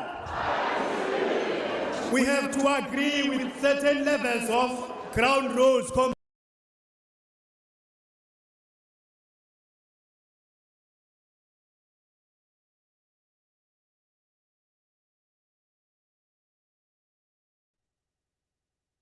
Are we back, Ma-Africa? We seem to have had a slight problem with that playing that video, but because of time, we are going to go straight to Comrade ZANDI to make her closing remarks. We seem to have a slight problem there with playing that video. Up to you, Comrade ZANDI. No. Actually, the video delivered what I wanted it to do. So I played that particular video because one afternoon I am working with my son and we are interested in looking at Mama Zondeni Sobukwe. Of course, he knows that I'm a member of the Black House and I've been to Mama Sobukwe. More than that, he knows that I was actually at that funeral. And so we sat in front of Google and we typed out Zondeni Sobukwe's funeral. And one of the most viewed videos from the funeral is the video where the PAC is portrayed as a very rogue and disruptive organization. And so my 8-year-old son asked me, Mama, why iAPLA iyenza so? You know, because he didn't associate what we are seeing with the teachings of APLA and what I've told him about the liberation APLA.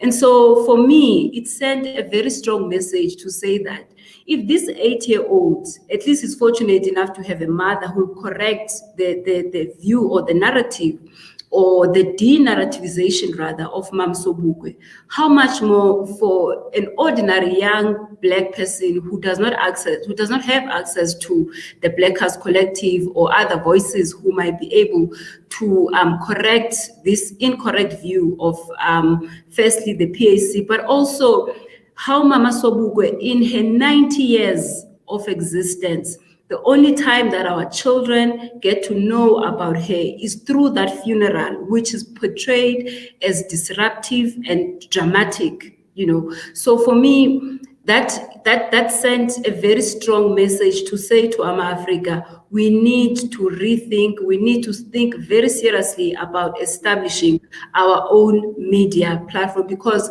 that is not a way in which we wanted one of our own to go out and to be remembered or disremembered, because that particular clips and many others that come up, all of them contribute towards the further silencing and erasure of the memory of Mama Zondeni Sobukwe. And it's an exercise that you could also do, but more than this, I think we should find a way to erase all of those clips, because they will misinform our youth and reverse this hard work that we've been doing. I think I just want to end it there. Thank you very much, Comrade Zandi, for that closing remarks.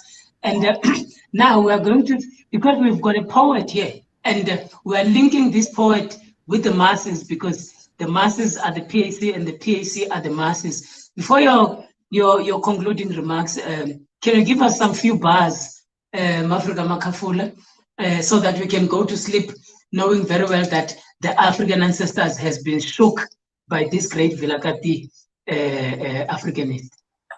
Up to you.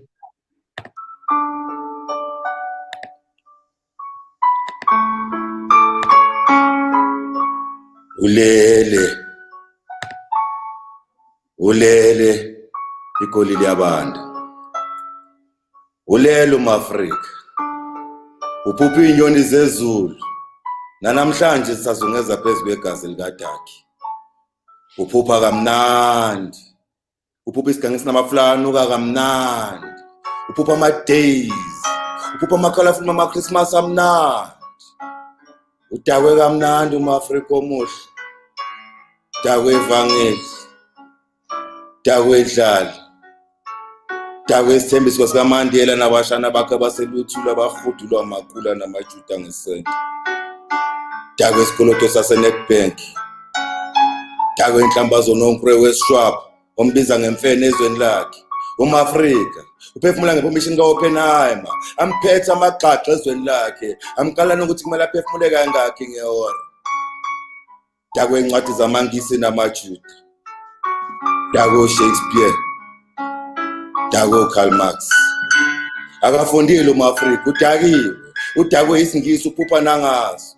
UmAfrika ondlebe zikhanya igazi elimdaka, bamfundisa uthanda incindezelo, usebenza kayi-30, uhola kayi-1, uvuka kayi-30, ulala kayi-1, akanyatheli uyageka, makakhala uyahleka, utshani bencindezelo bayamkitaza, uzidibhele kamnandi umAfrika omuhle, uphupha kamnandi, uphupha ama-sweet pumpkins, uphupha imiqamela ama-silk.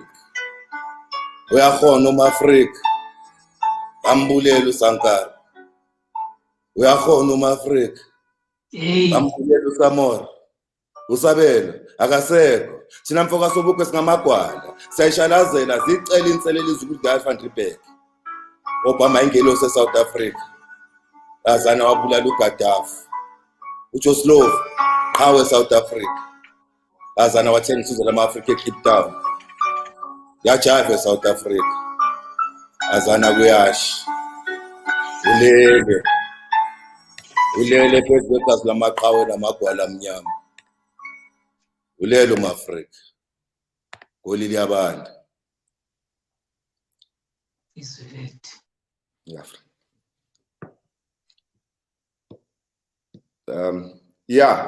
On that note, thank you very much, Africa. I'm very, very honored to have been invited to be part of this, especially on this historic celebrations of this very, very revolutionary party that is the Pan-Africanist Congress. I'd just like to say on a parting note, Pan-Africanism for me is something that really, really changed my life on a personal note. Because what I learned from it more than anything else was self-reliant. And the idea that we had to start building our own institutions. Because I used to work for a Jewish company, a Jewish law firm. And it took a lot for me to be able to live there and start my own sort of thing, because obviously the trappings of whiteness and wealth and all of that stuff, it's always difficult to start your own institution. But like the ideology of Marcus Garvey, particularly the things that he said, made me believe, it's possible. As a human being, you can achieve anything. So for me, that much I learned a lot from Pan-Africanism, and that's why I think platforms like this are very important. And I hope it doesn't stop. And I hope it's not a once-off thing that happens annually. I hope this becomes an ongoing discussion, because I think it does a lot for the Black soul to be able to have these kinds of engagements. Okay. Yeah. Thank you for that. I'm aware that you are having a merchandise that you are selling. How do people get hold of that merchandise, and also what is that merchandise that you are selling, including the music that you are doing?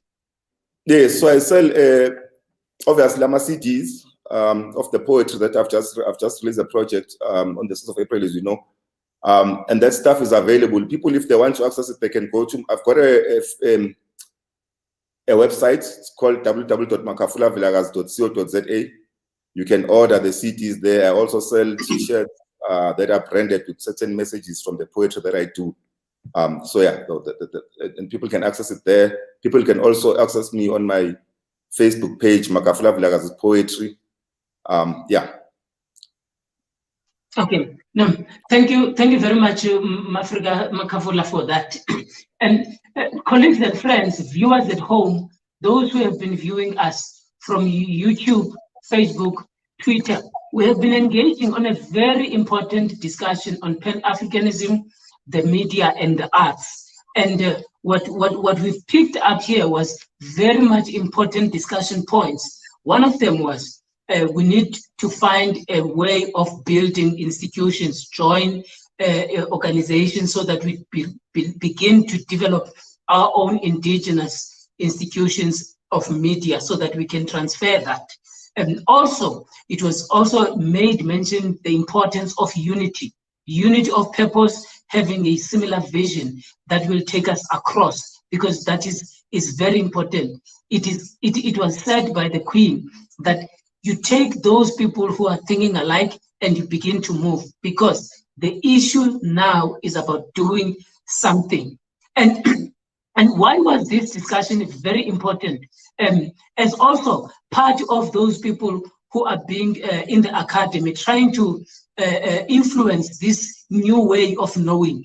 We have known that the arts, the artists, musicians, poets, and all those types of things have been part and parcel of the liberation struggle. And also Makhafula's work is giving us that he is part of the liberatory poetry that he is bringing, because our ways of knowing have always been understood as that they are irrelevant, they are not known. But what Africa Makhafula is bringing is a decolonization understanding of political science analysis, because he looks at the society and he uses what he sees and he begins to analyze the issues, the political issues that are taking place. And therefore, we begin to understand that as much as political analysis has been placed at an academic level in the ivory towers, Comrade MAKHAFULA is blockading it at the bottom and therefore decolonizing the understanding of what it means to do a political analysis. And this is very important in developing our own institutions. You've heard Comrade ZANDI speaking about the biasness of the media and how Mama AFFIONG added an intervention of saying, as much as we make this analysis, let us try and build our own, as she has done with her Global African Vision TV. And you can see that TV working. Check it on Facebook, AFFIONG TV. And we must begin to develop all these things and make them what we want them to be. So at this particular moment, I thank you, Mama AFFIONG, for making the time all the way from beyond the colonial borders and the criminal territory of Azania, which is occupied Azania. We thank you very much for making the time. To you, Comrade Neanda, we say thank you to you and the Black House Collective for allowing and giving you the space and time to participate in this particular session today. Comrade MAKHAFULA, thank you very much, Johnny. And we are hoping all these programs are going to be concretized, as we have said, with Mama AFFIONG.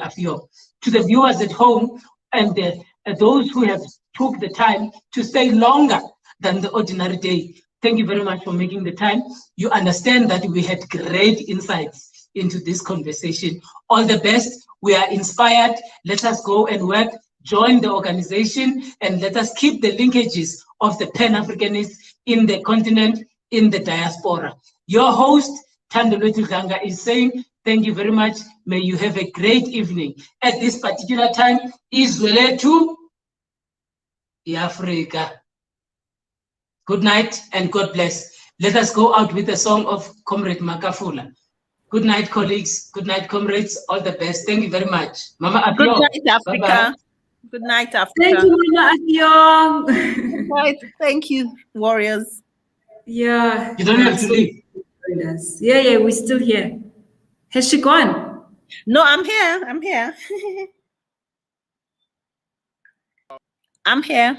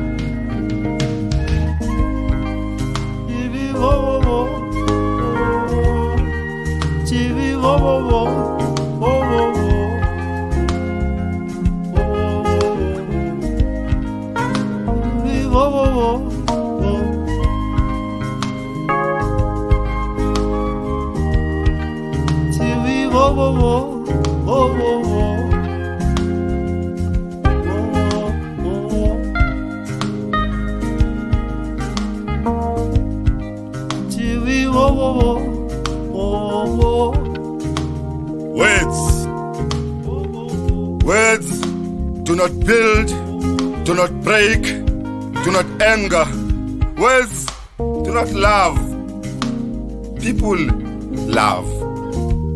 Words do not forget, do not betray, cannot mask us or hide us from ourselves. And without arms, words do not protect, do not agree. And being just words, they do not shoot. I hate words. They are words of truth. They are not the truth. They are not even lies. They are just words without land. That's why was not a man of words, nor was Makhado. In fact, Mushoshwe could not even speak, and yet it was with words that Azania was married with looters in community of no property. And like Kaumchen, Umupu Mande, Ulo was all on the west, well, and tabla pekanda, Orulo smiling a macheta tata zelayo, Otanda Ikunopeto Makaka, Otanda ma born free into poverty, Otanda on levels Kajikas le Africa. Umu, Pikao.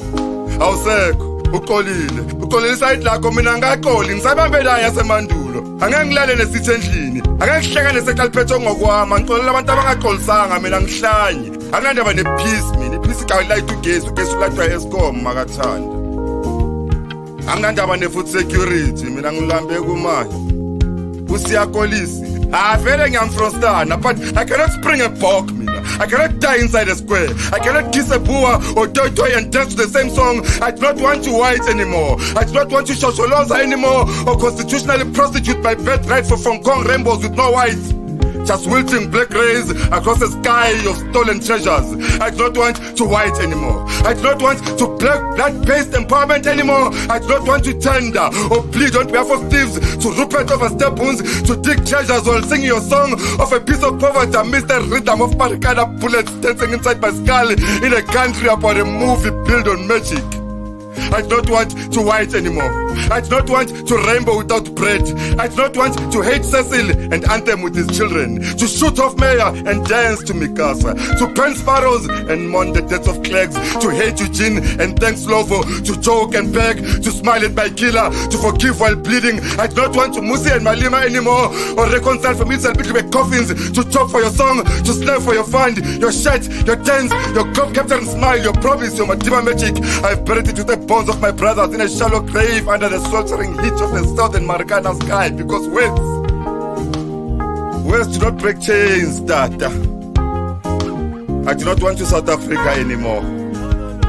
I want to Azania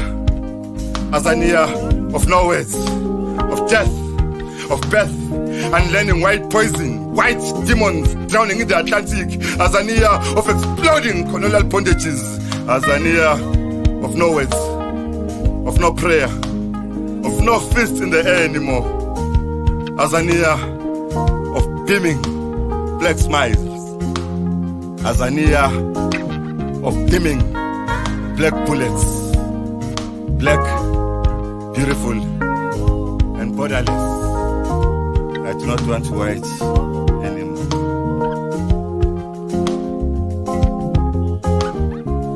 Africa beseli ndlela kulule nisiyabe sekude makaya Africa beseli ndlela kulule nisiyabe sekude makaya sekude phakamazanya ayishonile sekude makhaya sekude ngempela sekude phakamazanya ayishonile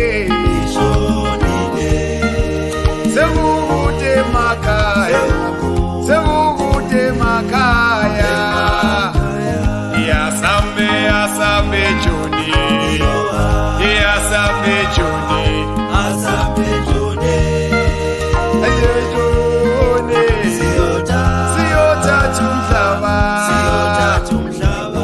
Yasambe Juni Yasambe Juni